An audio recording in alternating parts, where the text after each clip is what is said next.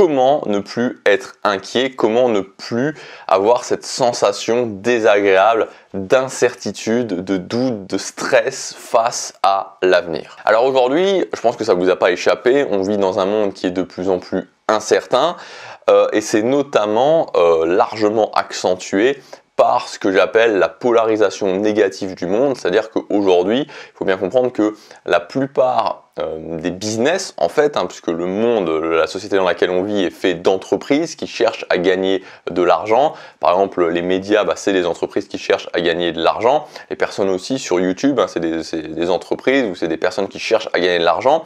Donc en fait, la plupart des canaux de communication, derrière ces canaux de communication, il y a un business qui cherche à gagner de l'argent et évidemment c'est tout à fait louable de chercher à gagner de l'argent, mais le truc, et c'est ça qui est très important à comprendre, c'est que, et c'est ça qui explique cette polarisation négative, c'est que pour gagner de l'argent, ces business ils ont besoin de l'attention des gens. Aujourd'hui l'attention des gens est de plus en plus fragmentée par la multiplication des canaux de communication et donc cette fragmentation rend la tâche de plus en plus difficile pour avoir cette attention et l'une des choses qui permet de ramener le plus sûrement l'attention à soi, c'est le négatif. Et donc c'est pour ça que vous avez de plus en plus justement de canaux de communication en général qui mettent en avant le négatif, qui mettent en avant qu'est-ce qui pourrait mal se passer, qui empilent les mauvaises nouvelles ou qui empilent les catastrophes possibles. Ça c'est un fait que tout le monde peut noter, on est de plus en plus polarisé vers le négatif. Et si vous ajoutez à ça que vous avez peut-être comme moi un naturel qui est plutôt inquiet, un naturel qui est plutôt, stressé par rapport au futur, ça peut se transformer en justement quelque chose de très problématique pour vous parce que tout simplement vous allez toujours être dans des états où vous allez avoir des inquiétudes fortes, voire même des inquiétudes extrêmes. Et je reçois régulièrement des personnes de messages qui me partagent justement leur inquiétude, qui me partagent justement cette incertitude par rapport au futur et ça les emmène vers une chose, en fait, c'est la non-action tout simplement, parce que quand j'ai cette incertitude vers le futur, quand je me pose beaucoup de questions, quand je me demande ce qui pourrait se passer, je suis donc toujours orienté vers le futur, je ne suis donc plus orienté vers le présent, et je ne suis donc plus orienté vers le temps qui me permet d'agir. Alors comment on peut faire ? Ce qui est assez marrant justement, puisque je vous parlais de la société, je vous parlais des médias, c'est qu'en fait la société elle a une réponse à ça, elle a une réponse à cette inquiétude, et la réponse à cette inquiétude ça s'appelle le divertissement.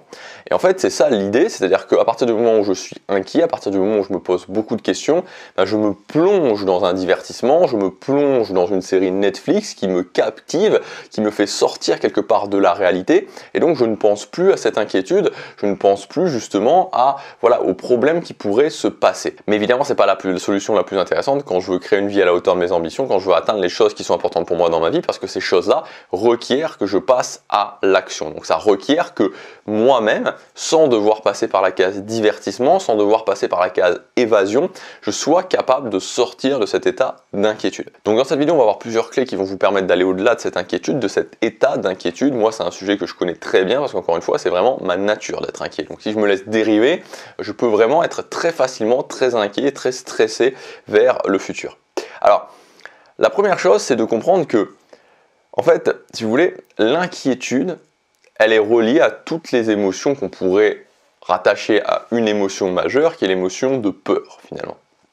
En fait, il faut comprendre que l'inquiétude, c'est une projection irréaliste de ce qui pourrait se passer. En fait, c'est une projection irréaliste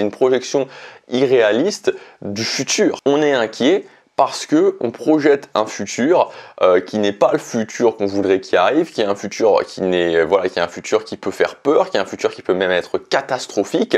Le truc, c'est que en fait, si vous vous laissez dériver dans ce sens-là, on peut projeter des futurs catastrophiques à l'infini. C'est-à-dire que n'importe quel événement qui se passe est potentiellement un événement catastrophique, un événement apocalypse, un événement fin du monde. Et c'est ça en fait, c'est-à-dire que c'est ça qu'il faut comprendre et c'est ça que moi à un moment donné j'ai compris, c'est que c'est, si vous voulez, c'est une roue sans fin. Voilà, c'est une roue qui peut s'auto-alimenter, qui peut tourner à l'infini parce que on peut toujours imaginer le pire. Et donc à un moment donné, tout simplement, il faut se dire stop. À un moment donné, il faut se dire stop, ok, j'arrête et se concentrer sur maintenant. Il y a des choses qui peuvent mal se passer, effectivement, il y a plein de choses qui peuvent mal se passer, mais les imaginer et encore plus m'inquiéter par rapport à ça ne sert strictement à rien. Donc moi, tout simplement, ce que je me dis, c'est juste stop, stop, stop, voilà, je me concentre sur maintenant, la probabilité que ça arrive est extrêmement faible, et si jamais ça devait arriver, alors j'aviserai à ce moment-là. Et là, ce que je vous donne vraiment, c'est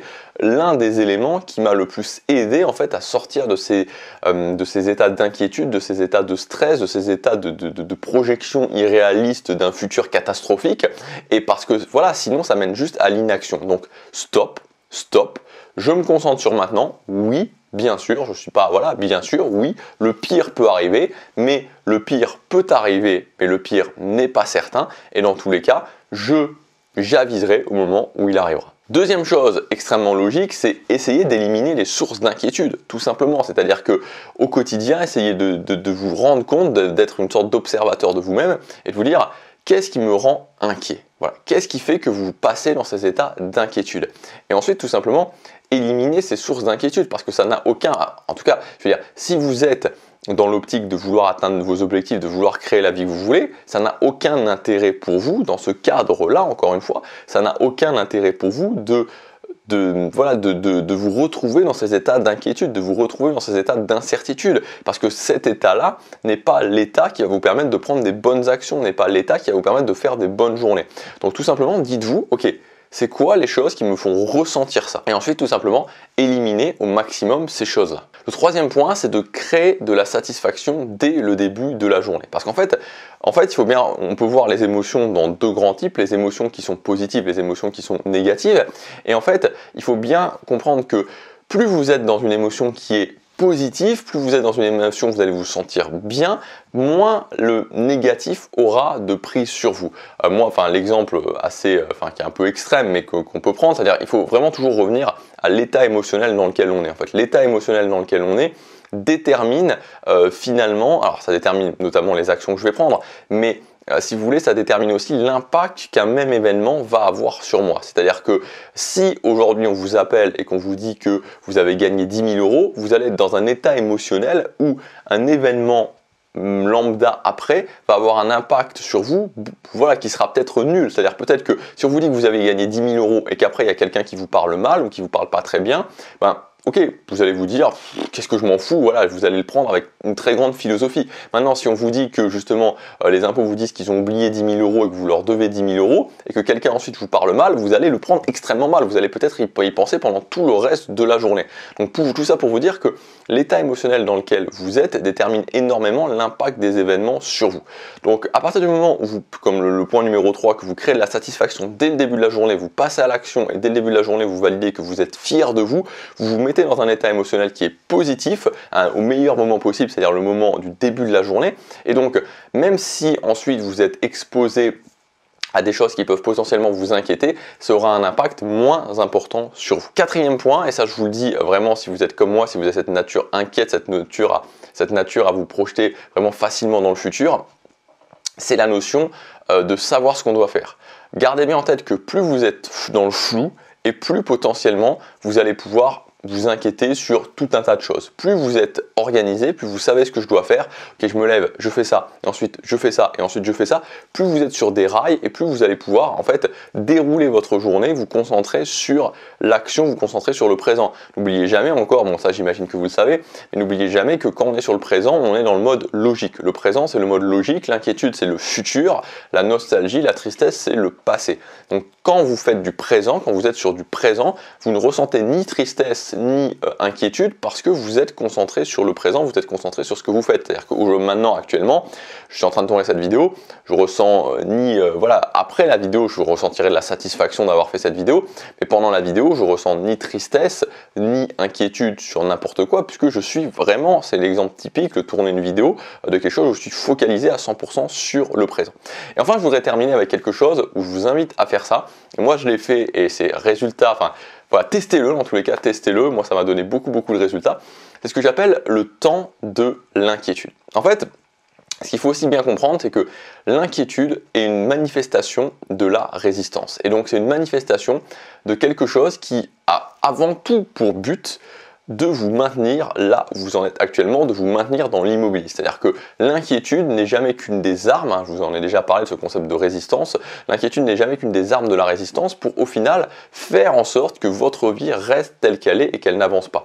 Et c'est le cas finalement, parce que moi, de tous les messages que je reçois sur les personnes qui justement stressent par rapport à l'avenir, me disent « Voilà Gabriel, avant j'avançais bien, avant j'avançais vers mes objectifs et maintenant voilà, je n'avance plus, je suis inquiet, je me demande ce qui va se passer, j'arrive plus à me remettre dans l'action, etc. etc. » À cause de cette inquiétude, finalement c'est ça, c'est-à-dire qu'on est inquiet et donc qu'est-ce qui se passe? Vu qu'on est inquiet, on est dans cet immobilisme, on est dans cette inaction.